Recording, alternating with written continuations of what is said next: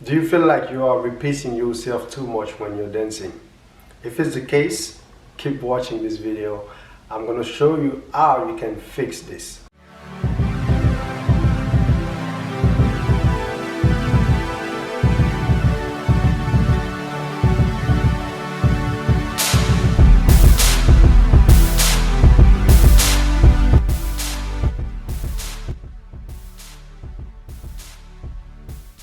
I recently have a new student in the Beyond the Move Dance program from Japan, and he told me that one of his weaknesses is the fact that he feels is repeating himself too much when he's dancing. The moment he told me that, I told him, what do you usually do? So what do you do in the moment when you feel like you are repeating yourself? So he told me, when this happened, I start thinking not to repeat the same movement. So my thought process goes like, okay, I've done that before, so don't do it. And because I start thinking about it, I do it more. And I start kind of panicking a bit because I'm trying not to replicate the same movement, but I keep doing the same movement because I keep telling myself not to do the same movement. So unconsciously, I'm attracting the thing that I don't want to do because I start thinking about it. Most of the time, this is exactly what happens when you catch yourself repeating the same movement. You start thinking about it because you don't want that. You want to you want to change it, and the fact that you want to change it, you are putting more focus into it, and then you create more of it. So you are attracting exactly what you don't want to attract. So how can you fix this? So what I'm going to share with you is simple, but it's not easy. It will require you some time before you actually master this. And to be honest with you, even I don't master it completely the way I want to. So I'm still practicing the same principle that I'm going to share with you right now. I'm still practicing it every single time. All right, I don't know if one day I will be completely free of it, but I'm getting better and better and better on a daily basis. All right, so here's how you can fix this. You need to stop judging your movement. Let me say that again. You need to stop completely judging your movement, right? So what do I mean by that? To me, movements are like words. We use words to express ourselves, right? But when I talk or when you talk, we use the same words over and over again. What makes the difference is the context, right? So the context makes the difference, right? The subject that you are talking about will make you use the same words but in a different context, right? So therefore, we are using over and over again the same words, but we are not saying exactly the same thing. It's all depends on the context. So movement is the same thing. Movement is a tool that we use to express ourselves as a dancer, right? It's our words, okay? Movement is our words to express ourselves as a dancer.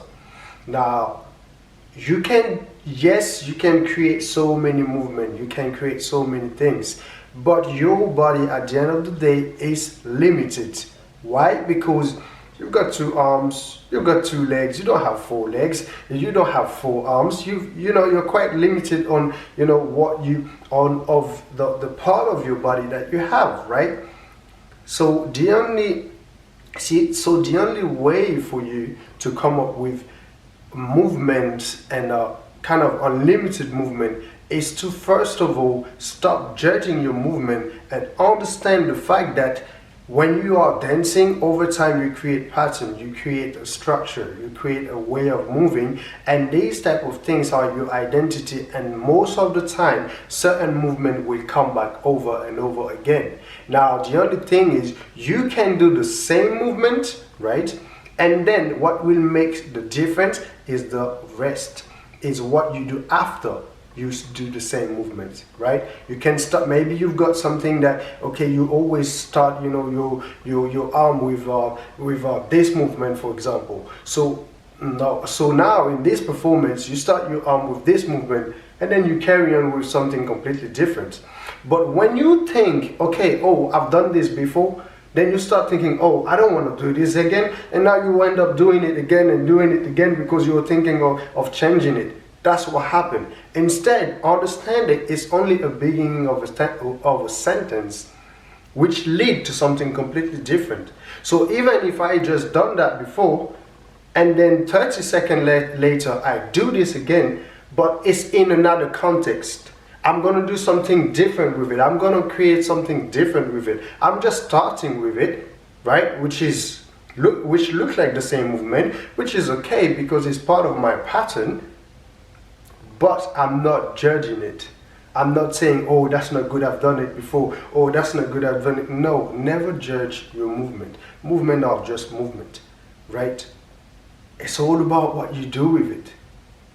And the best way to really use movement and create amazing thing with it is not to judge it. You know?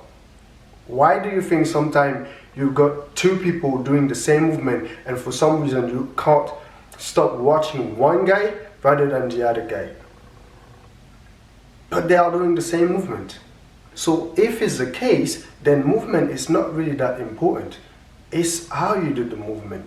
It's what you create with the movement that would make the difference, right? So once again, stop judging your movement, right? And understand that when you dance, there are certain things, even if you have a lot of vocabulary, there are certain things that will come back over and over again. And the moment they come back, don't judge them. When you start a movement that you usually do, think of it as a beginning of a sentence, right? It's just to introduce what you're gonna be saying after, right? So it's okay if you are repeating the same movement when you are dancing, even if you do it 2 or 3 times in the same performance, that's all right, because if you manage to develop something after that, then it will not be that obvious that you did the same movement, because we all do the same movement over and over again. It's just the way we present it today and then the way we present it tomorrow is a different context. Yeah? And this will set you free. This will help you a lot to understand that I don't need to judge my movement. There is no good or bad movement. They're all equal. It's all about how I use them. So very important. And when you have this mentality, then repeating movement is not a problem for you at all.